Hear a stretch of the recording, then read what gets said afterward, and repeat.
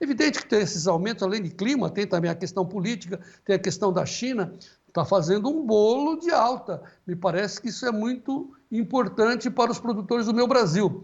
Então vamos saber o que o Vlamir Brandalize acha de tudo isso. Notícias da soja no ar, Gleidson.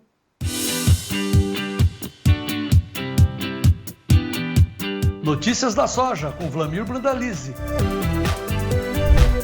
Apoio Copavel, um show de cooperativa.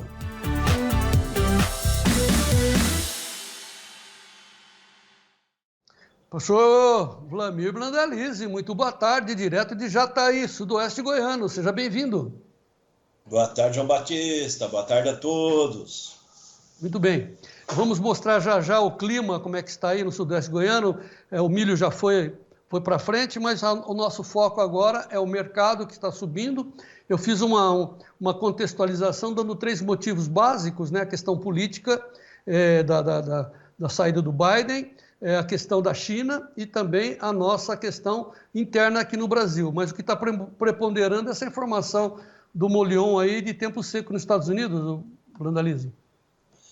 Olha, João, hoje, realmente pela manhã, muito comentário lá que o oeste do cinturão, ele não vai ter chuvas nas próximas 2 semanas a 3 semanas. E essas próximas 2 a 3 semanas é um período muito importante para essa fase agora de finalizar a florescimento e início de formação de vagem.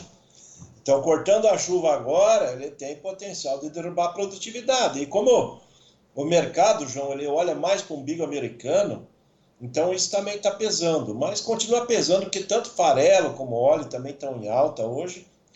E o mercado, aparentemente, ele começou uma fase um pouco positiva. A semana passada foi uma semana que começou negativa, essa semana ele está com fôlego positivo. Ainda estão pressionando. A boa notícia é que os extremos, que é o spot e os meses do ano que vem, todos eles já estão novamente acima de $11 em Chicago. O mercado continua ainda com fôlego positivo. Ontem teve um fechamento tecnicamente positivo.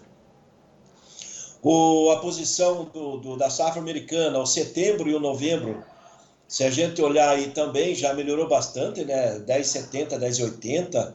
Já de olho aí, tentando olhar, que nem o janeiro já está beliscando 11 praticamente. Então, o mercado no ambiente é um pouco melhor, né? Isso é um sinal que aparentemente, a exemplo do milho, a soja possa ter batido o fundo do poço, porque ela ainda continua abaixo do custo de produção do produtor americano, que ele não está abaixo de 11,20, ele está de 11,20 a 11,40 o bushel, e a soja abaixo de $11, ela está dando prejuízo para o produtor americano. Então, isso que está acontecendo por lá. Tá, vamos ilustrar, Gleidson, me ajude aí. Coloque, por favor, o radar de chuva dos Estados Unidos hoje, enviado pelo Dr. Valdir Cunha. Por enquanto está bem, né, Vlamir? Olha aí as condições. Tem chovido lá em Michigan, lá perto de Chicago. Quer dizer, o pessoal reflete as chuvas que chegaram lá, né? Que você tem dito.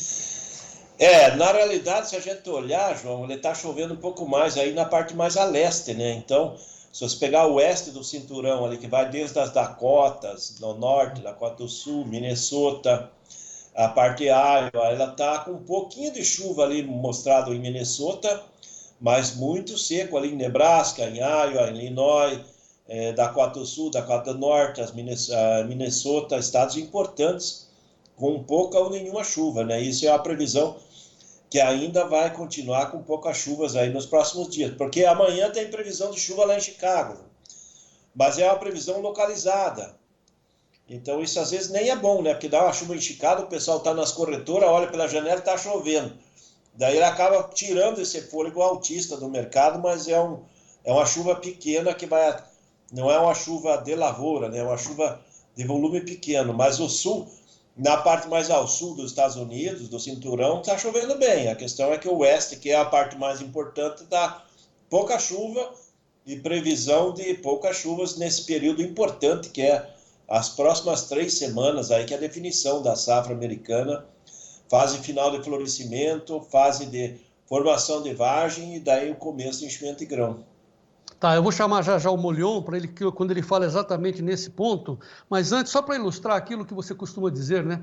Olha, não basta olhar a árvore, tem que olhar a floresta. Nós temos umas imagens de árvore, né? Quer dizer, de uma posição muito fechadinha, lá dos Estados Unidos, que o nosso amigo André Luiz de Freitas, que é de Goiás, Goiânia, ele está lá a caminho de New Jersey, lá em Atlantic City, ele saiu de Washington, foi para Atlantic City, New Jersey, então, portanto, no leste. Ali, a soja está muito bem e o milho também. Veja esse vídeo. Dia 21/7/2024. Caminho aqui de Washington para Filadélfia. E a soja em crescimento. Estado Delari. O tempo aqui está nublado. Ontem choveu quase o dia todo. Mas está bem desenvolvida ela. Enchimento de grão. Lá atrás é o milho.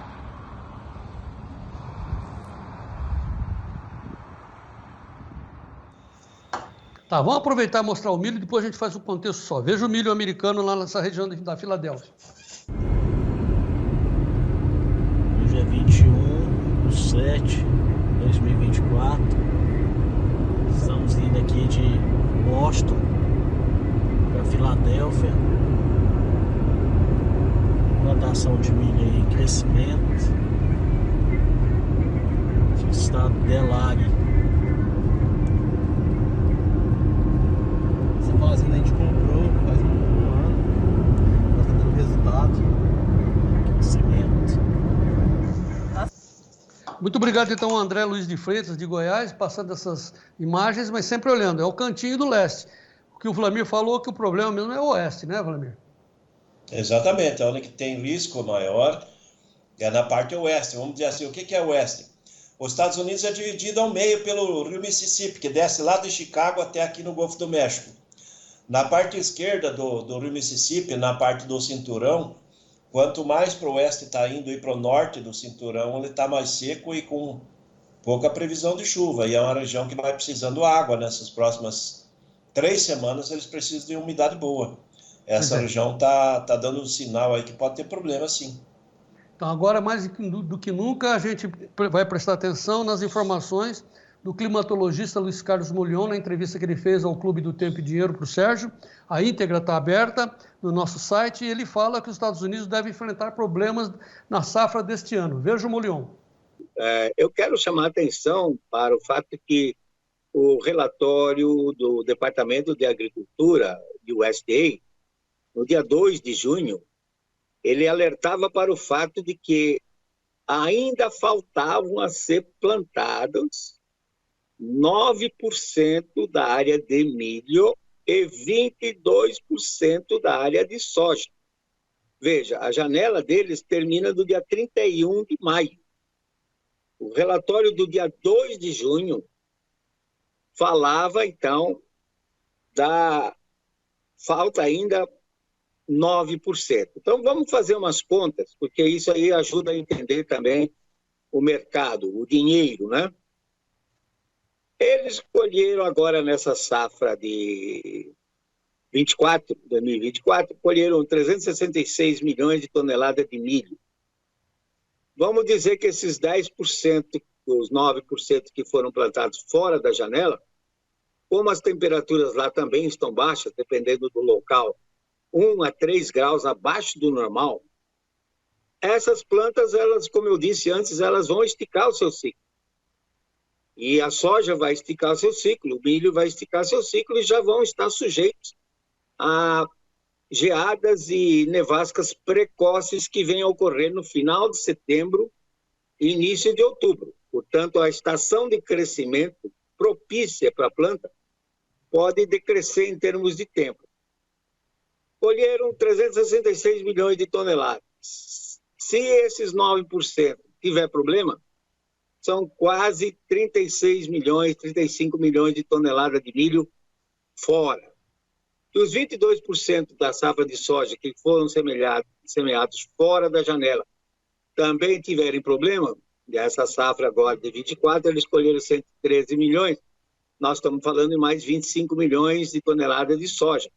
Eu não estou dizendo que vai quebrar 60 milhões de toneladas entre milho e soja, mas existe um grande risco pelo fato de que houve um atraso no plantio, as temperaturas estão baixas, muitos dos estados do Corn Belt, principalmente no oeste, Iowa, por exemplo, que é o maior produtor de milho, Illinois, que é o maior produtor de soja, tem tido chuvas abaixo da média. E pelo fato do Pacífico Norte ter estado muito mais aquecido do que o normal, 3, 4 graus, então as frentes frias que entram lá, elas estão entrando com muita umidade e estão produzindo tempestades severas, tornados. E excesso de chuva não é bom para a planta. A planta não gosta de 150 milímetros de chuva em 1 hora. A planta gosta de 150 milímetros de chuva distribuído em 30 dias. Bom, de novo, a íntegra está lá no nosso clube, no nosso site, Tempo Dinheiro Oficial, está também aqui no Facebook. E a Carla Mendes acaba de mandar, Molhão, 2 imagens do Outlook, mostrando que as temperaturas vão ficar realmente acima da média nos próximos 14 dias e chuvas abaixo. Agora é com você, meu amigo.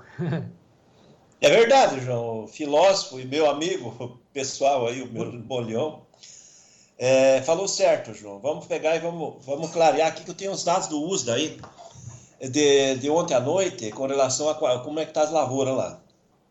A soja, essa semana está com 65% de lavoura em florescimento. O ano passado era 66%, então ele está um pouco atrasado em relação ao ano passado. Mas ela está acima da média, que é 60%. Vagem, está começando a formar vagem em 29% das lavouras. O ano passado era 31% e a média é 24%. Então tem uma parte das lavouras que foi plantado fora depois do dia 29, 30 de maio, aí, começo de junho, e vai ter risco sim, porque se entrar, que nem o Molhão está dando a chance e possibilidade de geadas, aí no final de setembro vai pegar uma parte das lavouras, então o mercado também ele se protege, isso é verdade. Mas as lavouras em si estão bem, né? Porque o relatório de hoje, dessa semana, ele manteve aí 68% da lavoura boa excelente. A semana passada era 68% também. E o ano passado era 54%, ou seja, a safra está muito bem até aqui. A grande questão é que agora ela precisa de mais umidade e tem indicativo que pode ficar 3 semanas quase sem chuvas. Então isso pode pesar aí nos próximos dias, sim.